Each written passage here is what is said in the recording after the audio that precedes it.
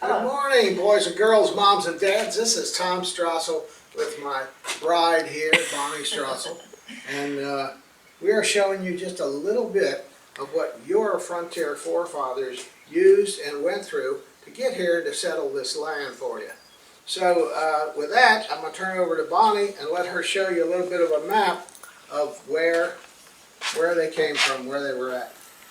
Well, in 1775, Daniel Boone was hired with 30 other frontiersmen to carve a road through the Cumberland Gap Mountains.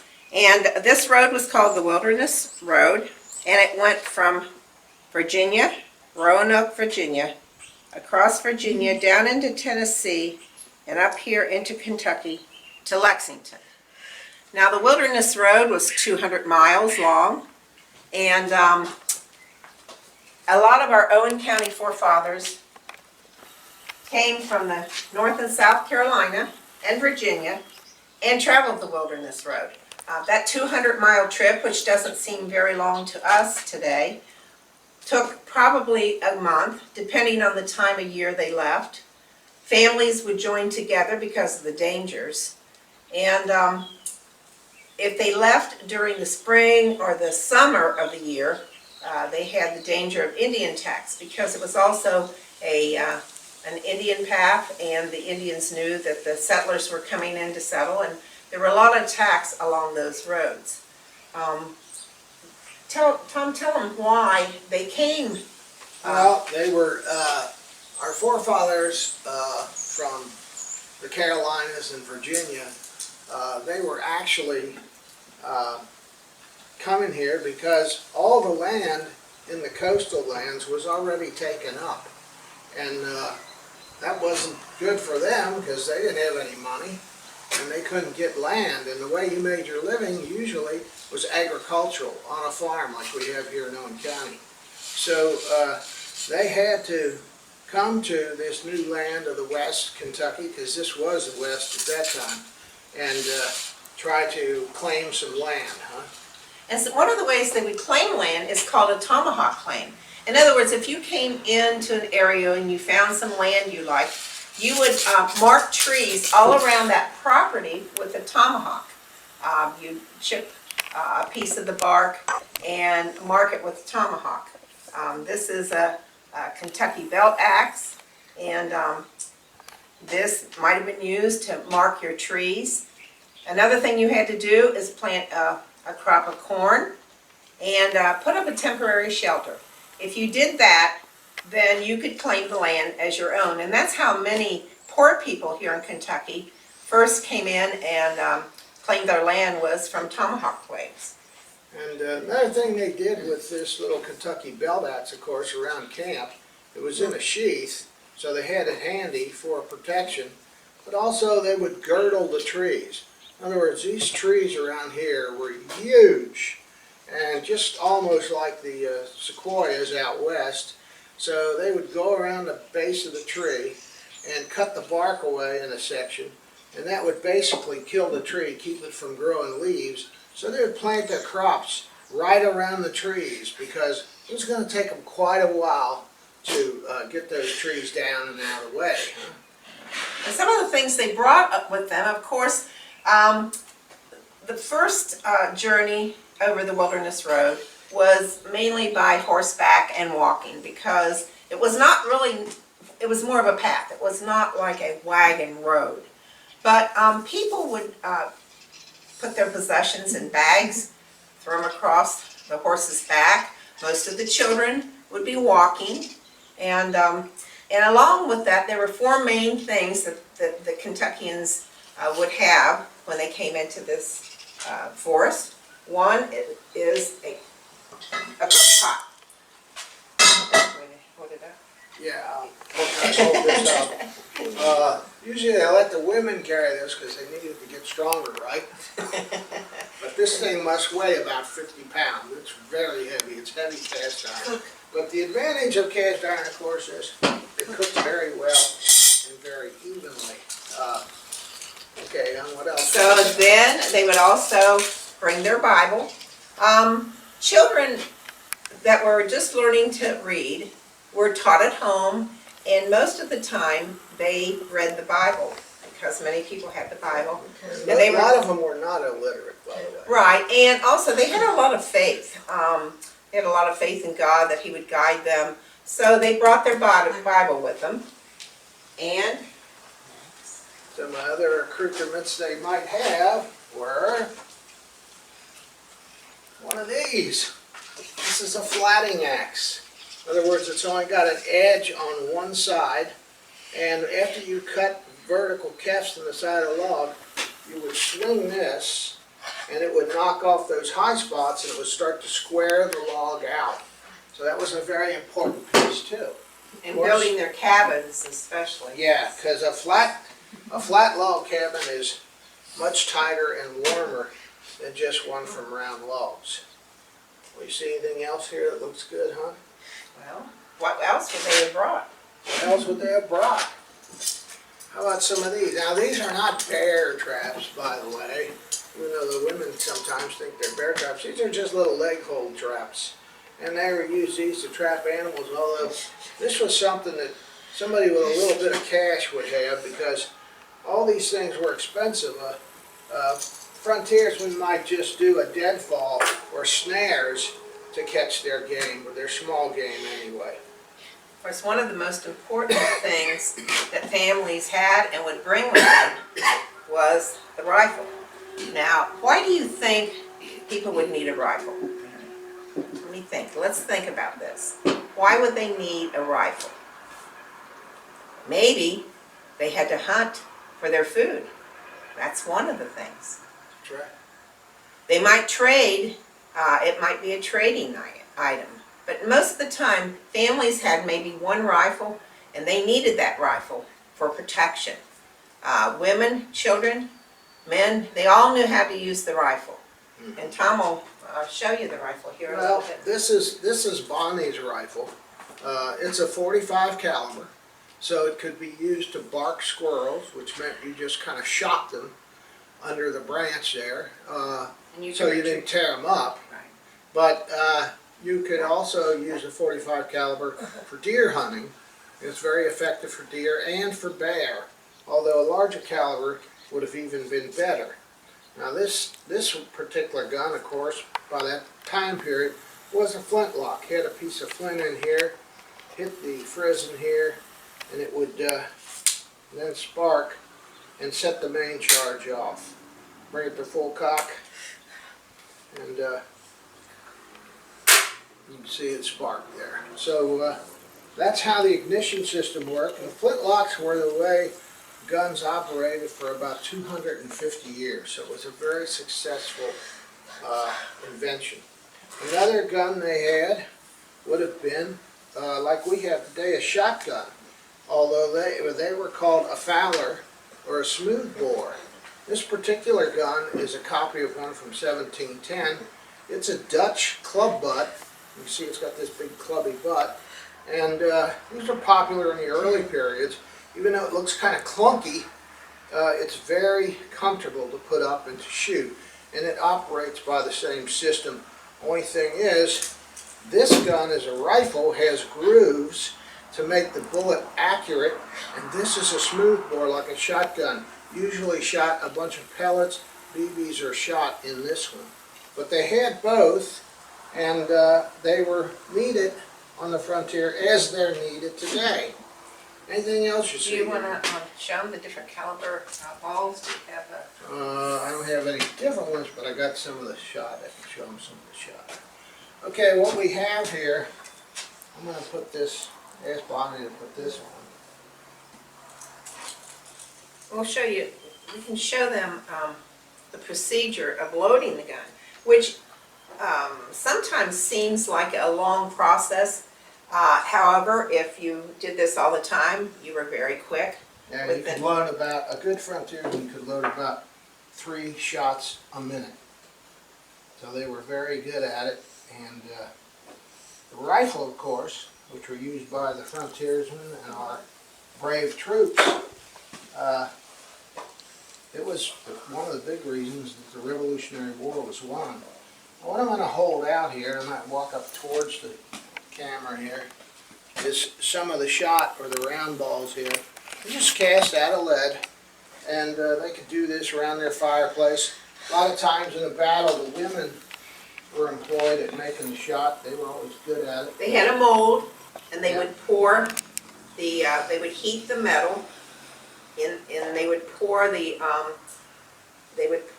mold, the lead into a mold, and it would form those round balls.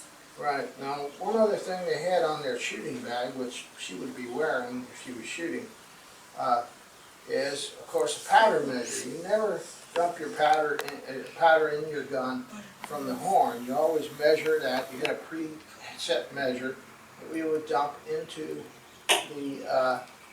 the barrel with the measure, not from the horn.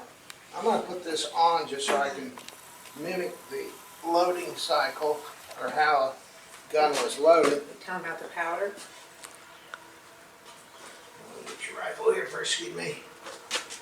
Okay, we've got the rifle here, and what would happen first is the powder horn, which Bonnie has on, would be used to fill this measure. Then the powder would be dumped down the bore, and then a patch and one of those round balls I showed you. And the powder is a black powder. It's Yeah, it's a natural you thing. have. Families made their own powder. Can I show them? Yeah, sure. I'm going to show you here. Once we had the powder and the ball in there and the patch, we would ram the whole thing down. Got to make sure it's good and tight. Huh? Here's the black powder that would be used. Now, they could make their own powder. They bought powder. Around here, where did they get it? Well, some of them made it. And it wasn't as good a quality as the stuff that would come in like from France or whatever, or England. But it worked good enough. And so that's what they used. But then the rifle, let's set this down. Now the smooth bore, this club butt, was made around 1710. They used these all through the frontier. In fact, when these rifles, when the game got to be too small, there weren't big game, deer and bear anymore in this area. Although at one time there were a lot of bear and panthers around here.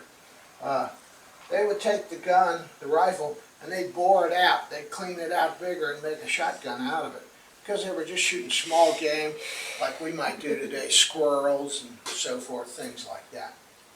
Okay, you guys? Did you show them how the process? Because I was kind of busy showing them the powder process of. Okay, well let's do show this. them again. Okay, And maybe spark it again. here's the rifle.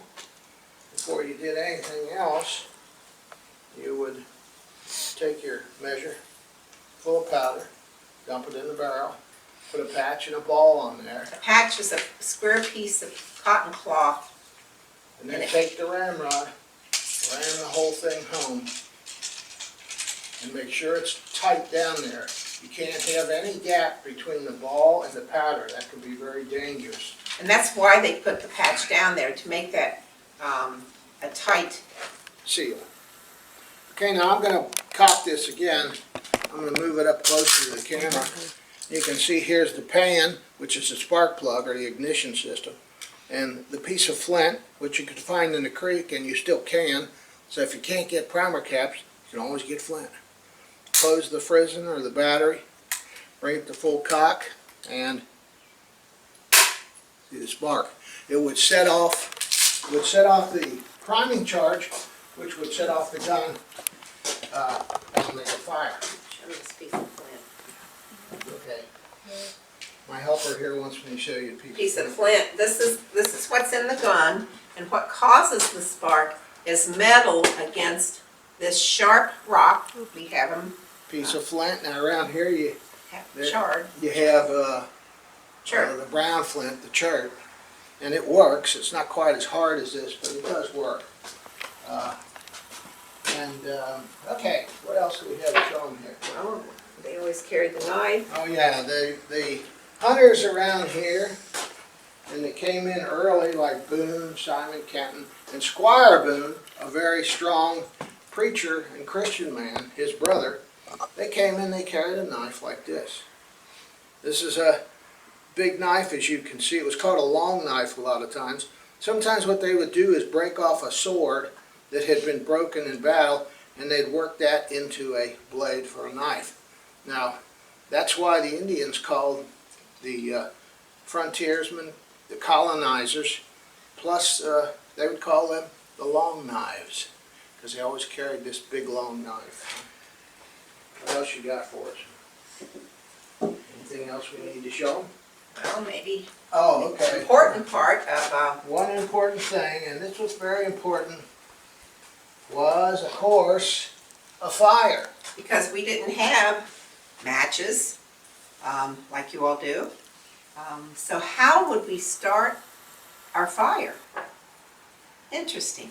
You know, we talked a little bit about the piece of flint against the metal in the gun, and it causes a spark. And Tom is going to show you how they started a fire with a piece of flint, a piece of steel, and dried, well, actually what we have here today is a bird's nest, some sort of dried tinder. This is a bird's nest here. Okay, what we've got is, let me piece that up. A piece of flint that we talked about before, and this is a steel, a striker. You can see what it is, if you can see close, I don't know if you'll be able to see this on camera. It's got these little grooves in it, because this is made from an old file, okay? And it has this devil's tail on it here, turned up, or dragon's tail. Put your hand in there like that, because what you're going to do is take this piece of flint and strike it against there, and that will get your fire started anyway, or get it going. Now what we're going to do is show you something else here. This is an old char cloth box that Earl made me about 45 years ago. But anyway, what it's got in it besides the striker, it's got a piece of cloth that was carbonized by burying it in a charcoal fire, and it is called char cloth. Now they had charred wood too. And all this set that you see here that was contained in a little container like that was called your fireworks, because it's what you used to, it's what you use to make your fire. Now what I'm going to do, I'll show you here, there's the char cloth. Here's a little piece of bird's nest. What I'm going to do is spark in here. That piece of charred cloth, which is carbonized, holds the spark.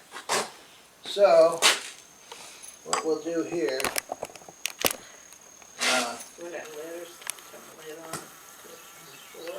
yeah, I'm going to throw it right there. Okay, so you want Can something. you do the camera down there? Oh, you're going to go ahead and light it? I'll strike it first, and then blow Okay. up there.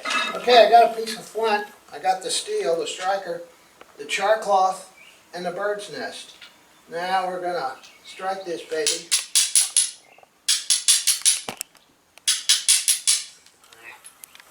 Bags in the way. Got to do this by feel. Okay. You can see there's a little bit of a, maybe not. Didn't quite. There.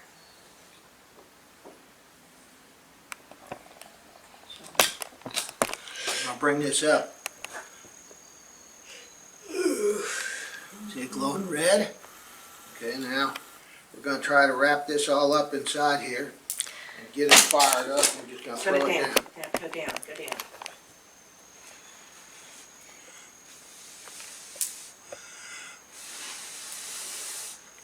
Ooh, lots of snow. Hey!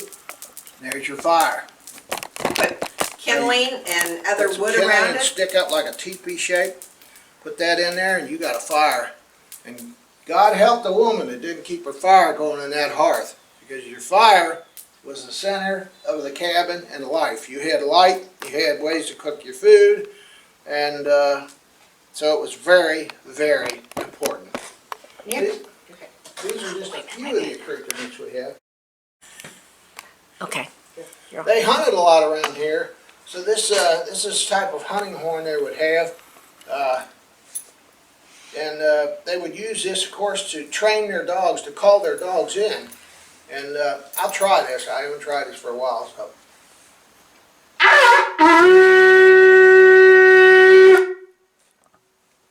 So you can see a good dog could hear that from quite a ways off. Of course, they hunted deer and bear with dogs too, which is a real good idea if you want to fill the pot. You got anything else you want to say, huh? That was about it for your section, I think. Okay. Okay, well, maybe in the springtime, we might have a little get-together for the Owen County frontiersmen that want to learn some more of this. You'll have to contact the library or Julie or Bonnie or somebody for that. Yeah, and if you want to find out more about this, please come to the library. We have books here on the frontier, we have books here on the rifle and the musket, and so, and we also have books about living on the frontier. So if you want to find out more, come to the Owen County Public Library. Thank you.